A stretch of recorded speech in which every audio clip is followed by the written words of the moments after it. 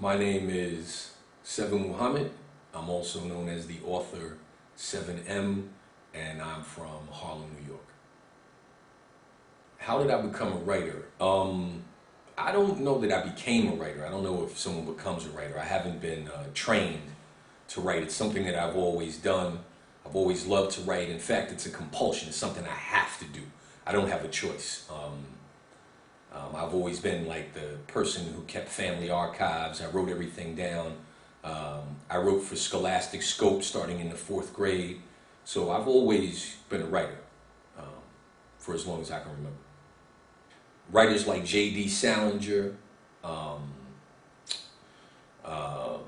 Goines, of course, J.A. Rogers, but definitely influenced my style of writing, Donald Goines. His depictions and his pictures were so real that I've seen people get to a page in a Donald Goines book and have a physical reaction. And I know what page it's going to be before they read it. And I always wanted to be that descriptive. I wanted to be like an artist. I wanted to be able to paint pictures with words. So I'm guessing that the answer to that question, the proper answer to that question has got to be Donald Goines, J.D. Salinger, and J.A. Rogers. Let's see. I've written 3 books so far.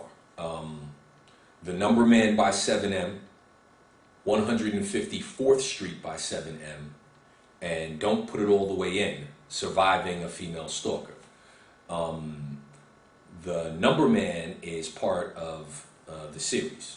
154th Street is also part of that, but the 3rd book is at the publisher now, and there's a lot of legal clearances we have to do because, again, it's a true story and there are a lot of people involved. So when you write a how-to book on how to avoid female stalkers, there's a lot of legality in it.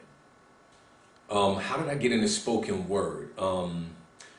Well, spoken word audiences are more attentive than any other type of audience.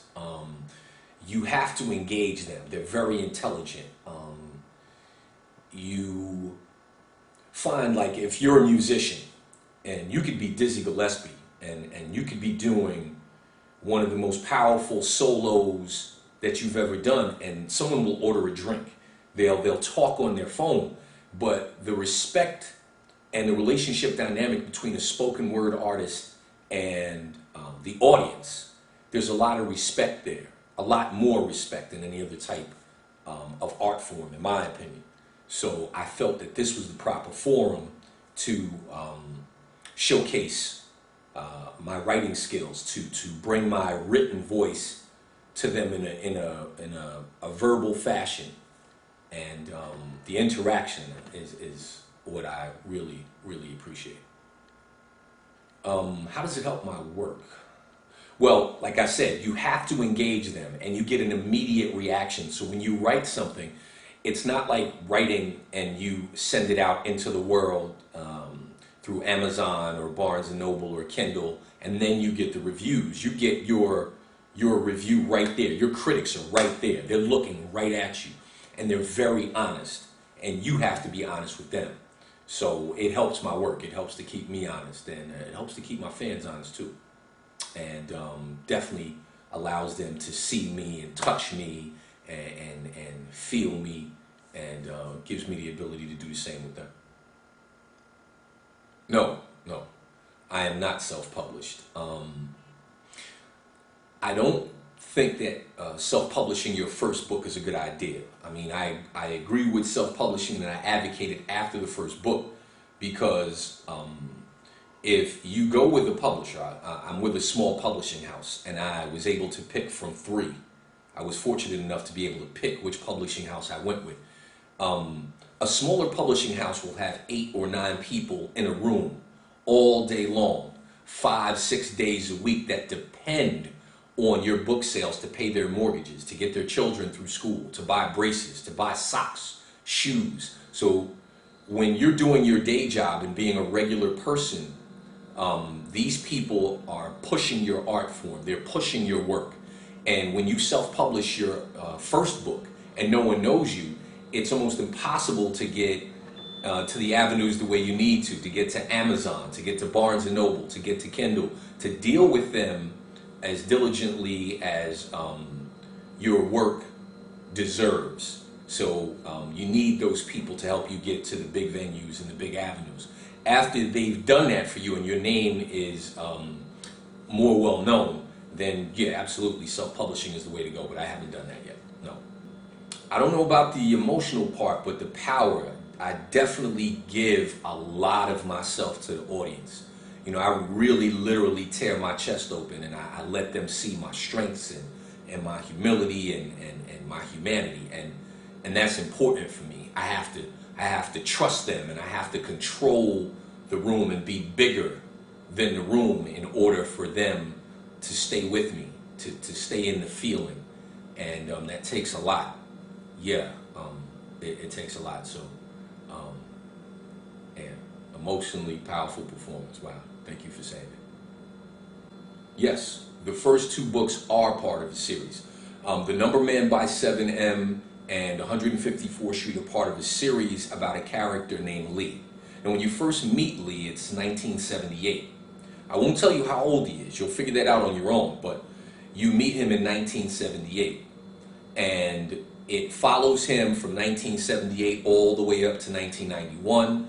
154th Street follows him from the 80s all the way up into the late 90s. So there are different eras that cover the character Lee, and they are part of the series. The next part of this series is going to be My Uncle Herbie the Pimp, and that does follow Lee.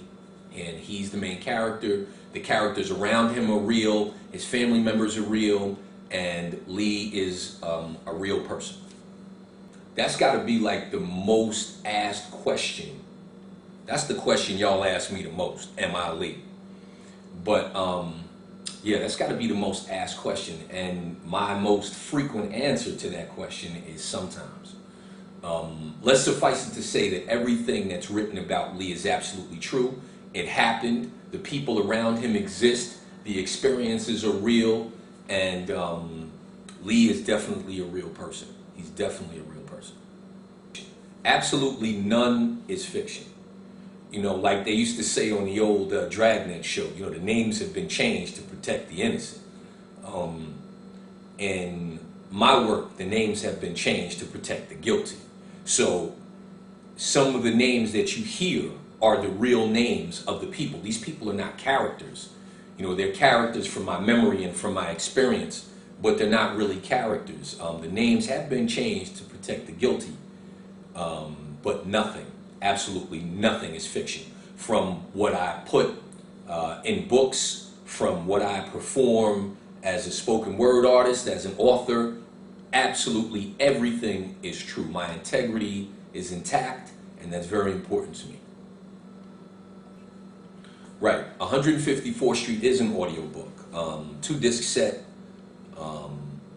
and yeah, you can definitely expect more audiobooks. With the big video stores closing down, there's this big fear that physical media is dying. CDs and movies and everything is being downloaded. But when it comes to audiobooks, you need the physical media. People can cook and listen to the book. People can drive, commute, and listen to the book. It allows them to be with me, to have the intimacy of my voice and other actors' voices, and it's scored like a play. So you have sound, and it's almost like listening to a movie. It involves the listener.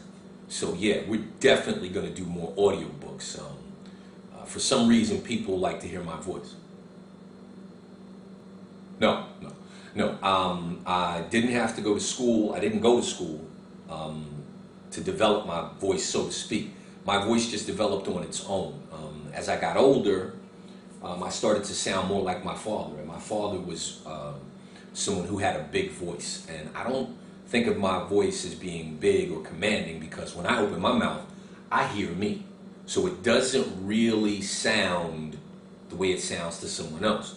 But I do appreciate that other people like my voice. And no, I didn't have to go to school. I just You know, when I open my mouth, I just hope that I sound like my father's son. We are going international. We've already started translations in Japanese. We've got German and Spanish coming up now. My publisher is working with translation rights and translators. In fact, they're going to be in Guadalajara at the beginning of 2012. So they're really pushing Spanish. Germany is next, so they're pushing German. And wherever the fans, wherever the readership, wherever people want to hear my voice, I want to get it to them in whatever language is necessary. So yeah, we are going international. Amazon is helping us out with that. Of course, Kindle, especially with the new product Kindle Fire. I'm on that. Google Electronic Books, Publish America Electronic Books. So yeah, we definitely are moving forward on language and moving closer to a more international stage for the Author 7M. Well, first I want to answer the first part of that first. What do I love about being an author?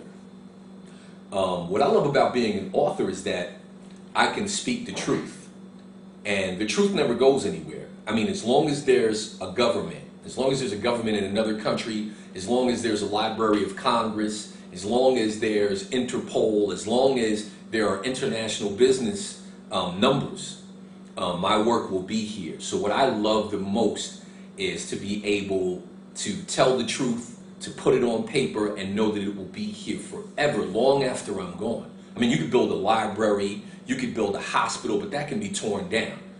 The records of what I wrote and what I said will be here forever, and my children's children can benefit from it, my son's son and his son. So it stays here forever, and that's what I love about being an author. So I try to put the truth on paper and try to get it to as many people as possible. That's what I love about that.